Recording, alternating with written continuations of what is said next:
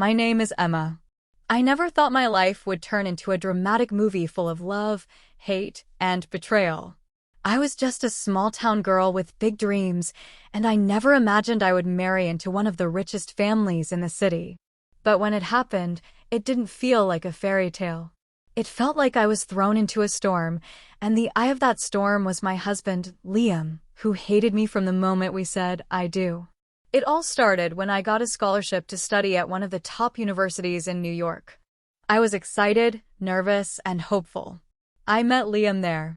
He was tall, handsome, and always surrounded by rich friends and luxury. He barely noticed me back then. Why would he? I wore secondhand clothes and worked part-time as a waitress to survive. But fate had other plans.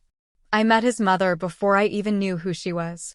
Mrs. Vandergold came to the restaurant I worked in, wearing a designer dress, dripping in diamonds. She ordered a salad and watched me the whole time like I was a bug under a microscope. "You're very polite," she said. "And pretty, too." "Thank you, ma'am," I replied, unsure why she was being nice. The next day, she came again. Then again. By the third week, she offered me a job. "I need a personal assistant.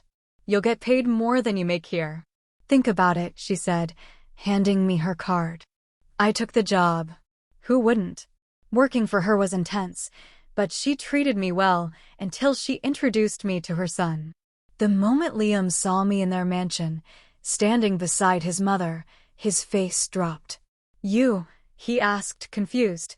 I smiled awkwardly. "Hi." He didn't return the smile. He just walked past me like I was invisible. I should have taken the hint. But I didn't know the real reason she had hired me wasn't because I was hardworking or polite. It was because she had a plan. 2 months later, she called me into her home office and said something I'll never forget. "I want you to marry my son." I almost choked. "What?" She folded her hands, her red nails clicking together. "He needs to settle down. He's irresponsible. He refuses to listen to me. But if he marries someone grounded, someone like you, he'll change." "Ma'am, I'm not even dating him." "I'll pay you," she said quickly. $5 million. You'll live here. Be his wife. Stay married for 2 years. After that, you can go." My heart pounded in my chest. Does he know about this?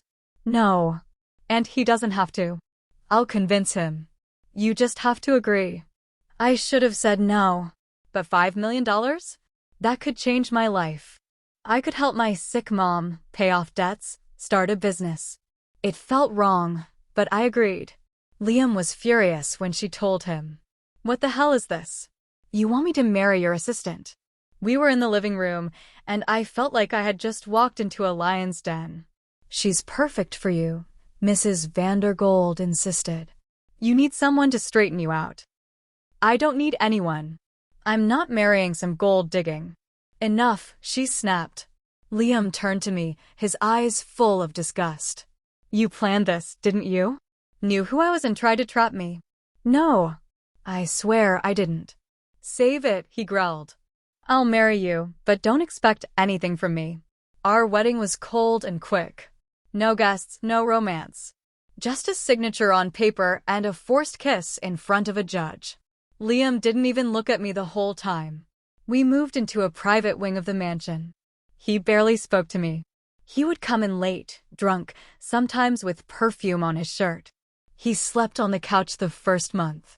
I cried myself to sleep almost every night. "I hate you," he said one night when I tried to talk to him. "I hate that you're here. I hate that you're my wife." I wanted to scream. I wanted to tell him I didn't want this either, that I was just a pawn in his mother's game. But I stayed silent. I was ashamed. Maybe I deserved his hatred.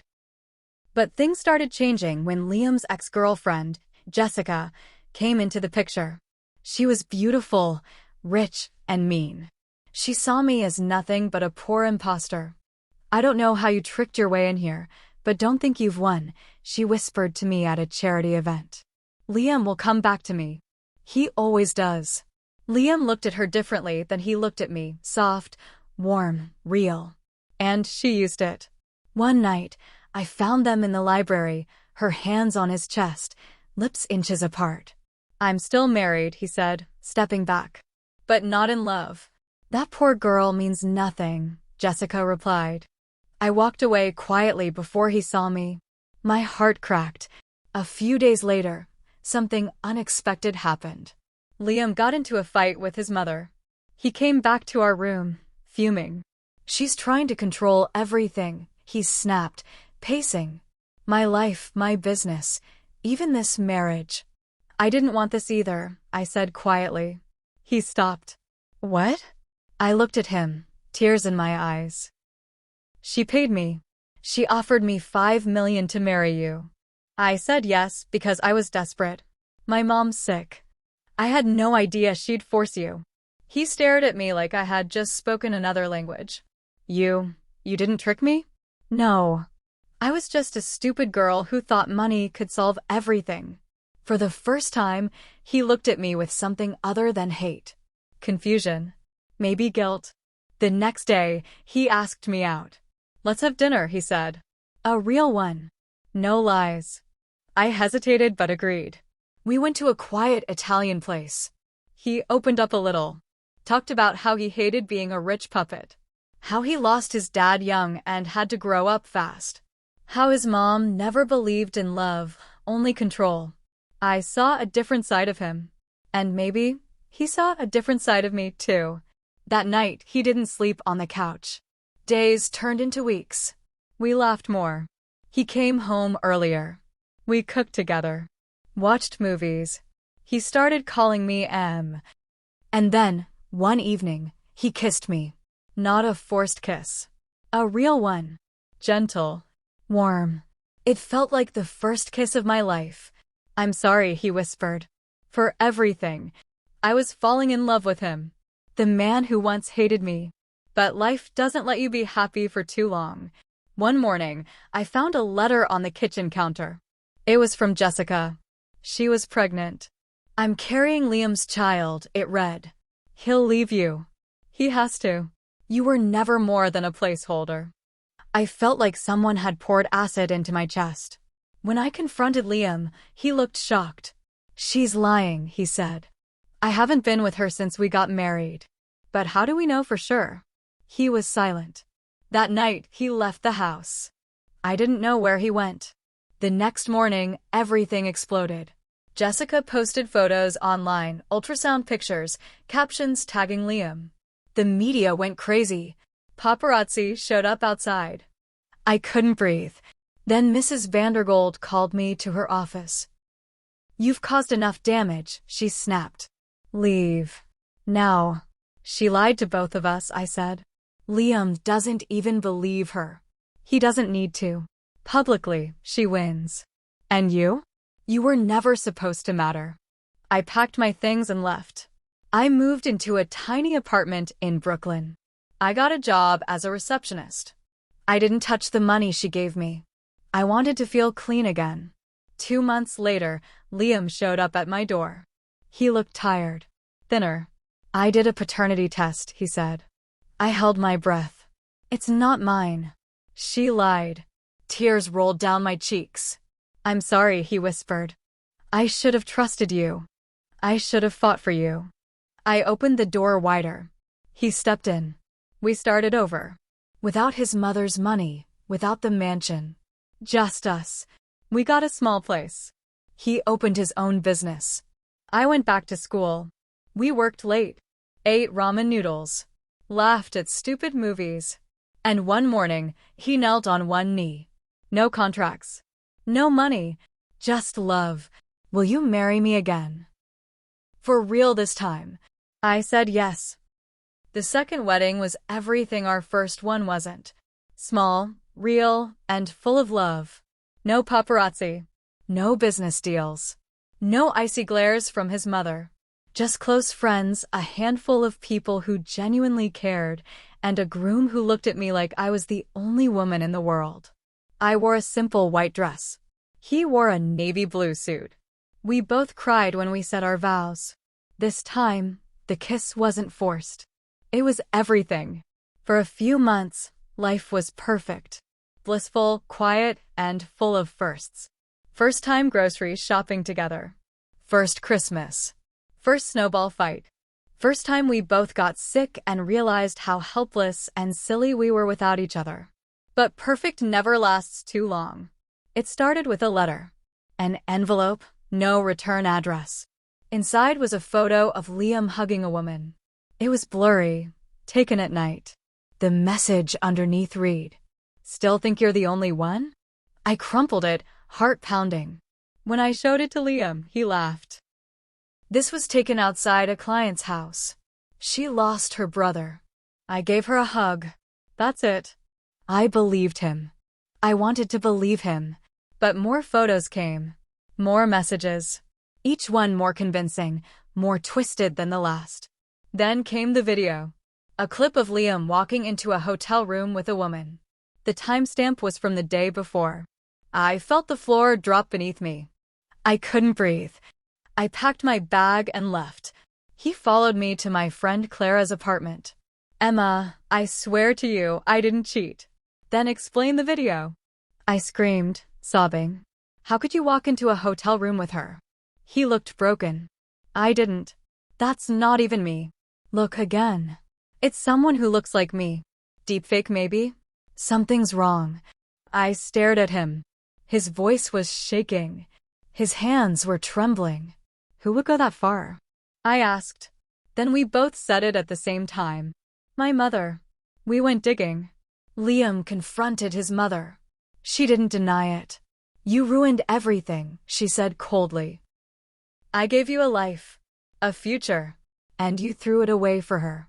You lied. You tried to destroy our marriage." "She's not one of us," she hissed. "She was never supposed to be. You were supposed to be with someone who matters." Liam looked her in the eye.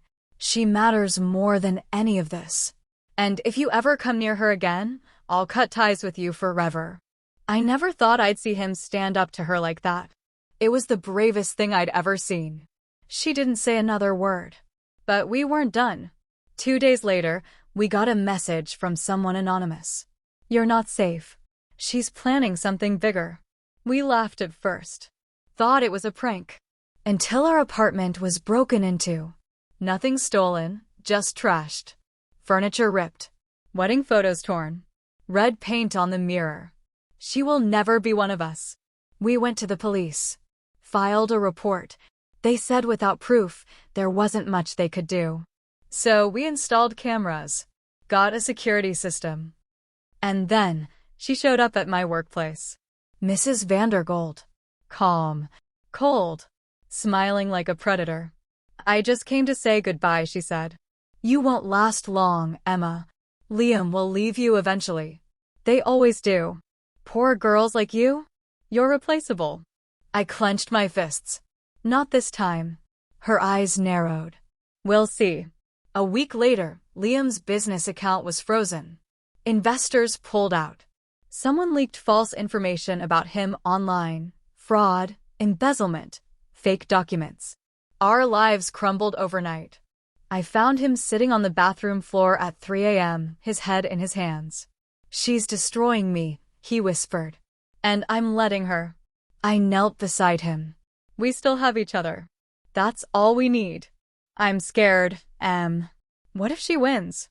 "She won't," I said. "She already lost. You chose me." We decided to disappear.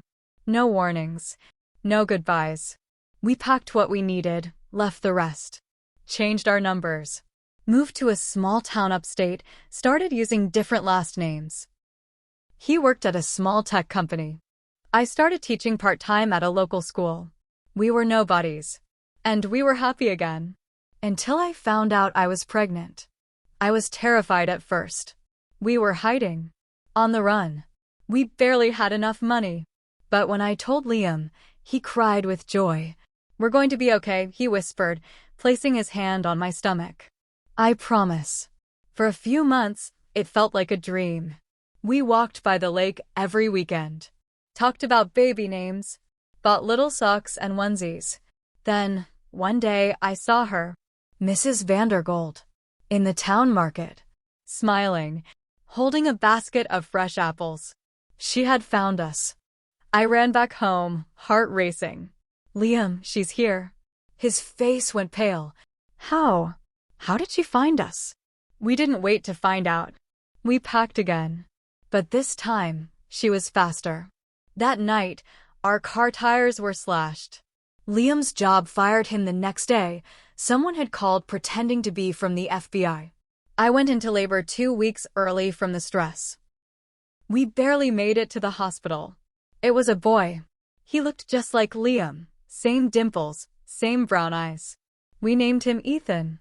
As I held him, I felt like everything had been worth it. Every tear, every sleepless night, every insult, every moment of fear. But I was wrong to think it was over. The next morning, Liam was gone. Just gone. His phone was on the hospital table. I panicked. I called everyone, no answer. Hours passed. Then a nurse handed me an envelope. Inside was a photo. Liam, tied to a chair. Bruised. Bleeding. Leave with the baby. Never contact him again. Or he dies. There was no signature. I screamed so loud, nurses came running. I couldn't breathe. I couldn't think. Then the envelope fell and a small note slipped out. Go to the old lake house. Bring no one. With shaking hands, I handed Ethan to Clara, who had come to visit. I need to go. Please stay with him. If I'm not back in 6 hours, call the cops. I took a cab. To the address I remembered from Liam's stories, an old family lake house his father once owned. It was dark. Abandoned. Inside, it was freezing. Dusty. Quiet. Then I heard it. A cry. Emma? I ran to the sound. Found a locked door. Banged on it until it broke open. Liam was there. Tied up. Weak. Bleeding. But alive. I knew you'd come, he whispered. I'll always come, I said, sobbing. We escaped. Barely. Called the police. Gave them everything. This time, they took it seriously. Turns out, she'd hired a private group to erase me and the baby from his life. She was arrested, charged, and denied bail. The world finally saw her for who she really was. Now, years later, we live in a cozy home far from the city. Liam owns his own small firm. I run a daycare. Ethan is 4 now, wild, sweet, and full of questions. Sometimes he asks, "Did you and Daddy always love each other?" I smile and say, "Not at first. But when we did, we never stopped." And that's the truth. Because even when the world tried to tear us apart, love found a way.